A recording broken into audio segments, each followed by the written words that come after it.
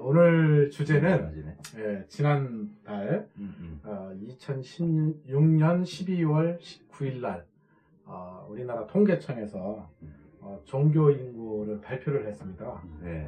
그래가지고 이 종교 인구가 어떻게 되느냐 이렇게 발표를 했더니 우리가 예상했던 거를 상당히 벗어나서 여러 가지가 발표가 났어요. 예컨대 이제 그 중에 하나가 기독교인이 제일 많다.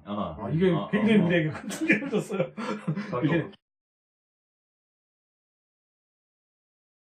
개신교가 제일 많다. 그리고 또 많이 늘었다는 거잖아요. 그렇죠. 그러니까 이게 1등이고, 그다음에 두 번째는 우리 피부로 느끼기에는 교회가 요즘 뭐 줄고 있다, 뭐 정체되어 있다, 뭐 이런 얘기를 많이 돌고 있는데 뚜껑을 막상 열고 보니까 기독교인 숫자가 거의 120만 이상 늘었다. 이제 뭐 이런 이야기. 그다음에 이제 또 세 번째는 참 해석하기가 이제 오늘 좀 얘기 좀 됐으면 좋겠는데 종교 인구가 거의 한 10% 정도 빠진 거예요. 그래서 전체적으로. 전체적으로 그 10년 전보다. 그러니까 기독교는 늘어났을지 모르지만은 전체적으로 봤을 때 종교 인구가 줄었다. 줄었다. 다시 말하면 이제 무신론자들이 굉장히 많다. 특히 10대, 20대들의 그 종교에 대한 무관심 이런 것들이 굉장히 많다. 뭐 이런 이야기. 하여튼 뭐 논란이 굉장히 많습니다. 그래서 오늘은 이런 이야기를 이제 중심으로 해서 우리가 좀 특히 이 문화와 영성의 시대 이걸 우리가 어떻게 해석을 하면 좋을지 한번 좀 이야기를 좀 나눴으면 좋겠습니다. 우선 사회학자 입장에서 어떻게 해석해야 됩니까? 우선 통계 자체가 요새 워낙 많이 나오고 그러다 보니까 정밀한 표본 집단과 질문지 구성 이런 게 안 된 채로 정치적인 것도 그런 게 참 많거든요. 예를 들어서 뭐 개헌을 몇 명이 찬성한다든지 이런 몇 프로 이런 것도 알고 보면 상당히 거기에 왜곡이 있음에도 불구하고 그런 걸 덮어버리고 그냥 딱 그 결과만 놓고 얘기한단 말이죠. 그래서 이 아까 부분에 그 개신교 기독교인지 개신교인지 개신교를 말씀하시죠? 그렇죠, 개신교죠. 개신교가 늘어나는 거가 카톨릭은 상당히 줄었어요. 줄었고 그냥 우리가 느끼는 거하고 좀 반대가 되잖아요. 그렇죠, 개신교인과 그렇죠. 캐톨릭으로 갔다고 하는데 좀 앞에 이렇게 나오셔서 얘기했습니다. 이 조사한 주체가 어딘가요? 통계청. 통계청. 물론 이제 표본 조사를 했다고 그러더라고요. 인터넷을 이용해가지고 여기 신뢰도가 생각보다 굉장히 높다고 그러더라고요.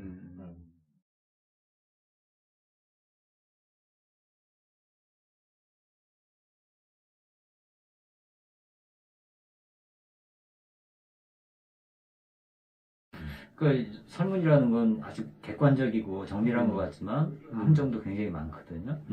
그랬을 때 구체적으로 어떻게 질문을 했는가, 교회를 다니십니까? 뭐 교회에 적을 두고 계십니까? 뭐 그러니까 개신교 믿으십니까? 이런 거 다 다를 수도 있거든요. 그러니까 엄밀한 신앙의 잣대로 들이대면 좀 적었지만 아마도 여기에는 그냥 소속 이것만 따지다 보니까 개인한테 물어본 거라고 그랬죠? 그렇죠. 이게 신앙 어떤 신앙을 가졌냐 하고 교회에 출석하느냐를 구분해서 물은 건 아니죠? 그렇죠. 그런 것 같아요. 네 종교가 뭐냐? 그렇죠.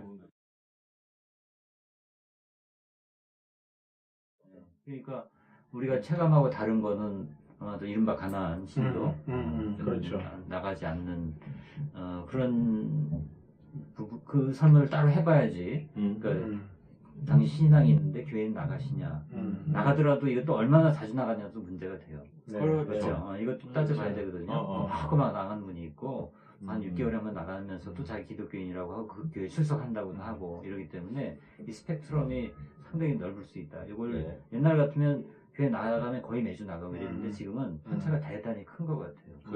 근데 요번에 어느 그 종교학자가 종교사회학 하신 어느 교수님이 분석을 하셨는데 개신교인들의 교회 출석률은 여전히 굉장히 강하다. 그러니까 기독교인은 지금 현재 특히 개신교인이죠. 개신교인들의 어떤 그 종교에 대한 충성도는 과거 못지않게 계속해서 굉장히 강하다. 이게 이제 강조점 중에 하나예요. 어떻게 보면 이제 다른 종교하고 좀 다른 그러니까 그 현상이 부분은 이제 그러니까 우리나라가 무속에서 시작해서 이제 불교, 유교, 그다음에 기독교 이렇게 오면서 요즘은 이제 다른 이슬람이나 이런 것도 이제 들어오지만 그러면 이런 여러 종교들하고 동시대성 이 시대를 살아가는데 어떤 종교의 틀이나 어떤 종교의 메시지가 지금 일상에 더 영향력이 있고 또 도움이 되는가 라는 데 있어서 통계로만 보면 개신교가 이제 가장 동시대적인 어떤 성격을 갖고 있는 게 아닌가 이렇게 이제 해석을 할 수 있을 것 같아요. 그러니까 실제로 이제 산업사회 기간 동안에는 기독교, 개신교가 상당한 이제 영향력을 발휘했던 것 같고, 그다음에 한국의 여러 이제 지도층 혹은 뭐 그 중산층 기득권을 가진 사람들 이런 사람들의 많은 숫자가 이게 통계로 나오는지 모르겠지만 기독교인인 경우를 많이 발견할 수 실제로 이번에 그 통계와 관련해가지고 이제 이런저런 얘기가 있는데 통계 방법을 인터넷을 통해서 했단 말이죠. 그러다 보니까 그 개신교의 비율이 높게 나온 이유 중에 하나가 다른 종교에 비해서 개신교인들의 소위 말하면 이제 좀 그 지식 수준이라든지 이런 수준이 조금 더 높지 않느냐 이렇게 이제 분석하는 경우가 있더라고요. 연령이 문제도 있을 수 있죠. 불교의 경우에는 불교는 줄은 걸로 나왔나요? 많이 줄었어요. 많이 줄었어요. 그러니까 그게 인터넷을 통해서 했던 불교 쪽은 아무래도 고령층이 더 많을 것 같은데 그렇죠, 그러다 보니까 그분들은 인터넷 접근성이 떨어지고 이런 의도하지 않은 왜곡 같은 게 일어날 수 있겠다. 근데 전체적으로 또 영성이 종교성이 줄어들었다는 대목은 그건 어떻게 봐야 될지. 그러니까 제가 아까 우리 김 박사님 말씀하신 거에 저도 굉장히 거기에 동의를 하는데 종교 인구는 줄었는데 전체적으로 종교 인구가 거의 10% 빠졌단 말이에요. 56%가량이 이제 종교가 없는 그런 현상으로 지금 바뀌고 있는 이제 그게 이제 주목인데 또 하나는 뭐냐면 개신교를 중심으로 해서 봤을 때 개신교인은 늘었는데 교회에 실제로 우리 체감 온도는 뭐 상당히 지금 어려운 그런 상황이다. 줄고 있다고 하는 상황이 아니고 실제로 줄고 있다고 그래 보고에 의하면. 그러면 이 갭을 어떻게 이해할 거냐. 그거는 이제 우리 말씀하신 그대로인 것 같아요. 저도 동의합니다. 그래서 제도적인 종교에 그러니까 소속하기를 원하지 않는 그 사람들은 늘어난 거죠. 그리고 또 하나의 중요한 현상은 제도적인 종교의 소위 거부 반응을 느끼면서 아예 가난한 시대로 나가는 경우도 있지만 뭐라고 해야 되나 소위 이단으로 불리우는 그런 쪽으로 빠지는 경우가 굉장히 많다. 그렇죠. 요즘에 사회적인 문제가 되잖아요. 뭐 신천지라든가 통계에 더 안 잡히고 그렇죠. 그렇다면 내가 점을 보러 간다. 그럼 종교가 뭐냐? 그러면 이제 없는 걸 수도 있어요.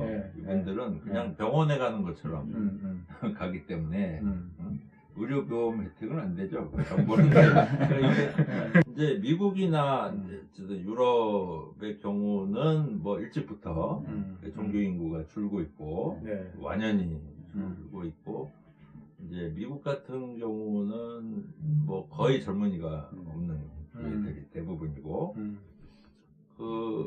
뭐 이유는 뭐 여러 가지 들고 있지만 그러니까 이제 이렇게 과학이라고 하는 것이 우리의 기본적인 상식과 이성의 중심이 되면서 교회에서 주는 메시지하고 충돌하니까 그러면 이제 학력이 높아질수록 종교를 받아들이면 굉장히 어려워지는 상황이 되고 또 특히 이제 그런 상황에서 그러면 삶이 그러면 과학이나 이런 그 인문학을 통해서 사실 인문학적인 공급도 줄어들지만 그것을 통해서 삶을 온전하게 영위할 수 있느냐? 그게 어려워졌단 말이에요. 어려운 상황에서 이제 세속화된 삶을 살다 보니까 거기에 이제 그 일단 뉴에이지 운동 같은 게 이제 시작이 되잖아요. 그렇죠. 그래서 이제 이 동양으로부터 종교가 들어오긴 하는데 종교라기보다는 라이프 스타일 같은 형태로 들어온다고요. 그렇죠. 명상을 그렇죠. 하거나 요가를 그렇죠. 하거나 그렇죠. 하는 이게 일상을 채워주는 그런 문화로 이제 들어오기 시작하고 이제 유럽 같은 경우는 이제 유럽의 축제들을 보면요 거의 다 카톨릭 축제였어요. 그래서 이제 마을마다 이제 그 성자의 축일 같은 게 있으면 이렇게 행렬을 이제 퍼레이드를 하죠. 네. 이 퍼레이드에는 이를테면 앞에는 뭐 예수님 상이 있고 뭐 마리아 상이 있고 뭐 이런 이제 순서가 있습니다. 근데 여기에 이제 그 뭐 국회의원도 쓰고 네. 교장 선생님 뭐 이런 게 있는데 이 순서에 굉장히 예민하대요. 그러니까 그 축제 자체가 이제 마을의 어떤 삶의 질서를 반영하는 그런 종교 축제가 그런 거였는데 이게 이제 점차 없어지기 시작하면서 그렇죠. 다 예술 축제로 바뀌어요. 바뀌죠. 그 좀 뭐 연극 축제, 그렇죠. 에딘버러 그렇죠. 뭐 등등 해서 종교로부터 예술로 생활이 바뀌는 그렇죠. 현상적으로 그래서 봤을 때 우리의 삶을 위로하고 어떤 우리의 삶의 어떤 통합성 이런 것을 이제 예술을 통해서 이제 발견하고 표현하고 하는 이제 시대로 넘어간 거 아니냐. 예. 그렇다면 이제 우리나라 역시 이제 종교들이 그러한 역할을 잘 못해줄 때, 이 현대 사회가 갖는 어떤 그 문제나 공허함. 그러면 지금 조금 아까 세속화 이야기를 하셨는데요. 사실 서구 유럽에서의 세속화 과정 속에서의 그 종교의 어떤 그 역할이랄까 이런 것들이 있었는데 우리나라도 그 서구 유럽의 세속화 과정을 밟고 있는데 비슷한 점이 사실 상당히 많이 있잖아요. 그럼에도 불구하고 이번 통계를 통해서 약간 좀 차이점이 드러나는 것 같긴 해요. 예를 들면 우리 그렇죠. 감독님 말씀하신 것처럼 종교로부터 거기는 문화로 혹은 예술로다가 이렇게 패러다임이 바뀌는 거라고 한다면 우리 같은 경우는 문화예술로 가는 경우도 있지만 이상하게 사교로 빠지는 거야. 예? 그러니까 어떻게 생각하십니까? 현대에 들어와서 과학이 이제 과학과 이성이 사회 지배 원리가 되면서 많은 사람들이 예상했거든요. 이제 종교 시대는 진짜 끝났다. 하나님 참 그 헛기대 같은 이야기고. 그래서 사람들이 다 이제 계몽 이후에 뭐 이신론 이런 게도 있고 그럴 줄 알았는데 웬걸 그렇지 않게 됐거든요. 왜 그런 거 봤더니 여전히 인간한테 있는 문제로서 과학이 해결할 수 있는 게 두 가지인데 하나는 우연의 문제거든요. 더 나아가서 불확실성의 문제고요. 그러니까 뭐 예를 들어서 교통사고를 줄일 수 있는 것은 과학적으로 해결할 수 있어요. 근데 하필 그 사람이 거기서 죽었냐? 이건 과학적으로 도저히 예측도 안 되고 인과관계도 없는 거죠. 그런 문제 하나가 있고 또 하나는 의미의 문제, 내지 목적의 문제 또는 뭐 궁극적 관심이라고 할까 뭐 그런 표현도 있지 않습니까? 그런 것도 역시 과학으로 해결할 수 없는 거죠. 내비게이션으로는 수단으로서 어딘가 갈 때 그 길을 빨리 찾는 법을 가르쳐 주지만 내가 어디로 갈지는 여행지를 선택할 때도 그걸 내비게이션한테 맡길 수는 없죠. 아무리 알파고 이상의 게 나와도 나에 대한 빅데이터를 다 갖고 이때는 부산 가는 게 좋겠어.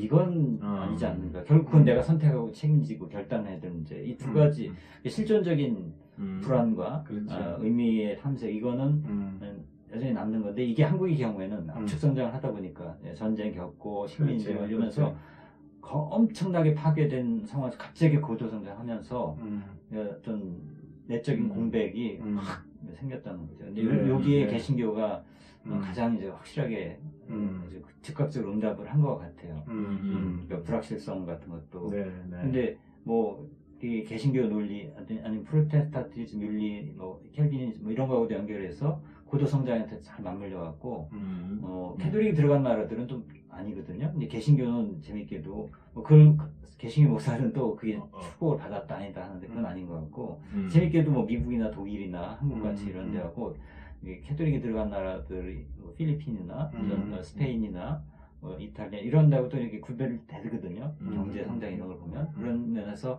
이 경제 성장의 과정에서 서로 잘 친화력 있게 맞물린 지점이 있었는데 그것이 이제 끝나간 상황에서는 이게 종교가 충분하게 성숙하고 문화로 스며들지 못한 채로 약간 이렇게 이제 우리가 흔히 기복이다 뭐 이런 얘기처럼 이렇게 주술적인 그런 쪽으로 많이 흘러가는 그렇지 일종의 퇴화일 수 있고 그렇죠. 그렇게 굉장히 참 중요한 포인트인 것 같아요. 사교처럼 되고 하는 것도 그렇죠, 그렇죠. 그러니까 지금 사실 이번 통계가 그게 이제 얼마나 정확하냐 안 하냐 뭐 이런 여러 가지 논란을 떠나서 우리에게 주는 시사점은 어떻든 제도적인 종교에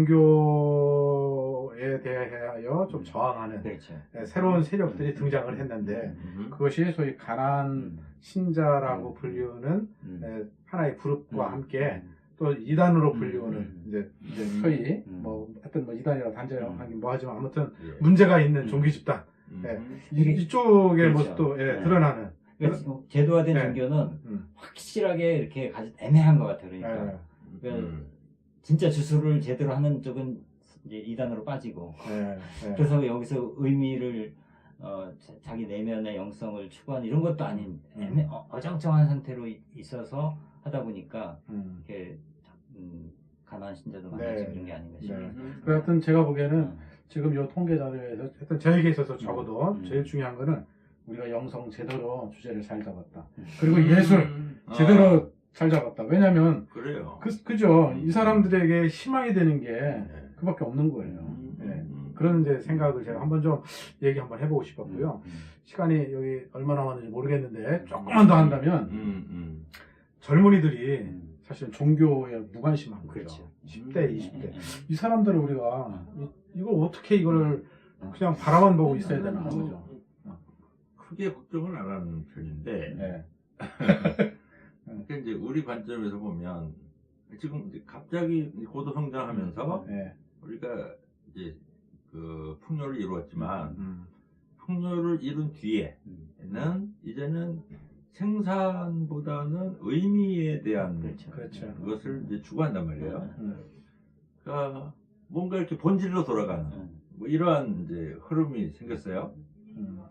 이제 그런 그 의미를 찾는 방식에 대해서 그러니까 우리 세대는 그런 종교나 이런 것을 통해서 그걸 이제 경험했다고요. 그걸 구했어.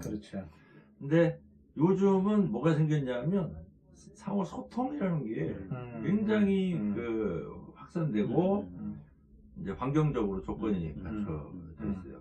그래서 그러니까 우리가 다중지능을 얘기하는 것처럼 일종의 난 다중영성 이런 개념이 가능할 것 같아요. 그 용어 굉장히 중요해요. 그렇죠. 지금 생각했어요. 지금 얘기하다 보니까 그러니까 이 소통을 통해서 개인으로서는 온전함을 이루기 어려운데 소통하는 가운데 그런 온전함이 가능해지거나 이렇게 증폭된다는 거죠. 그러니까 이 종교 이게 일정한 종교적인 역할을 하는 거 아니냐 이런 네트워크 자체가 그런 것도 한번 생각해 볼 근데 그 점에서 기존의 제도화된 종교는 여전히 그 경전, 상징, 의례, 종교적 언어 이런 걸 계속 붙들고 있잖아요. 이것이 여전히 유효한지 아니면 그냥 그것도 하나의 문화의 한 영역으로 이제 상대화시킬 건지. 상대화시키는 게 원래 본질로 돌아가면 그렇죠. 이를테면 이제 성서라고 하는 것을 그러니까 너 교회 믿니? 아니잖아. 하나님 믿는 거잖아요.